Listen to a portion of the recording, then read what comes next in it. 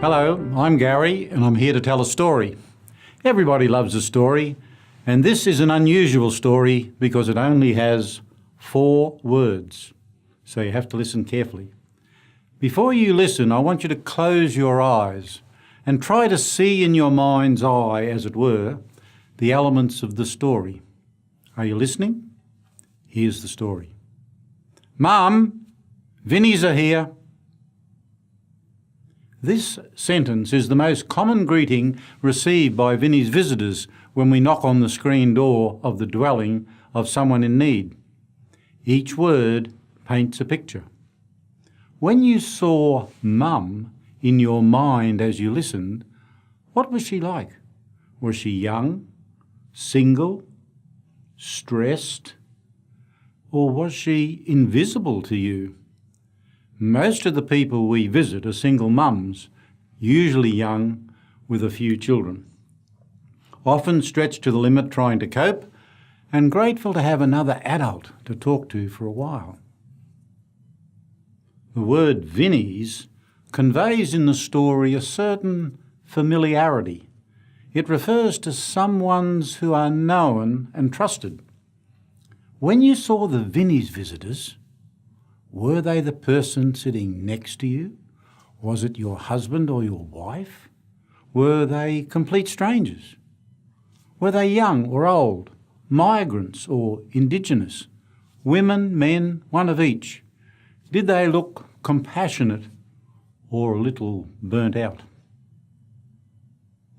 The word "are" in the story is significant. It tells the listener what is happening is real. It's not a statement about a promise or some future encounter or help. Help is at hand right now. And finally, the word "here" completes the story.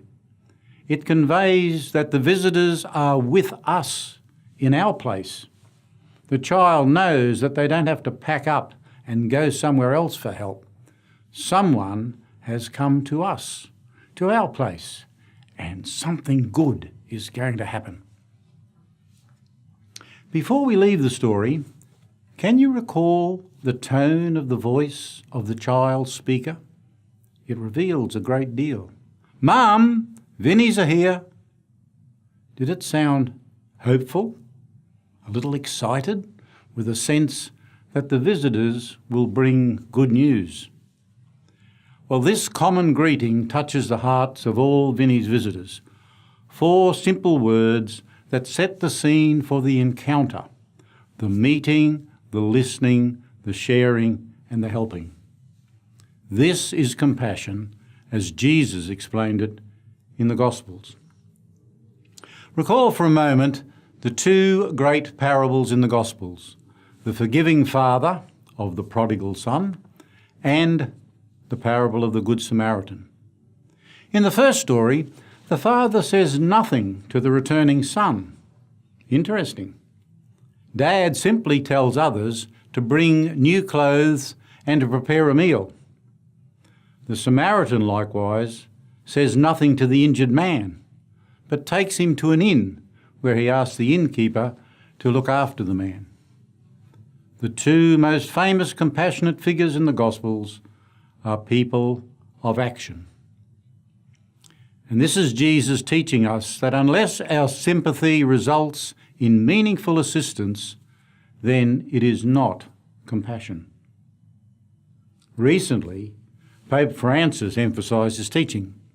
In announcing the World Day of the Poor, which is towards the end of November each year, Francis invited Christians everywhere to share their Sunday lunch with someone in need. Notice, he doesn't ask that we should inquire whether they are religious or not, whether they go to church regularly or not, or whether they're just plain lazy. No, Francis asks us to do something practical. And in that action, he knows that the poor will feel our compassion, the compassion of Jesus. The poet Rothke once said that tenderness comes from long looking. How true. Compassion completes that tenderness with loving action. As we try to imitate Jesus, could we offer someone a drink of water or a cup of coffee, bread for the journey or a meal at home? And not just on World Day for the Poor, but whenever we have the chance.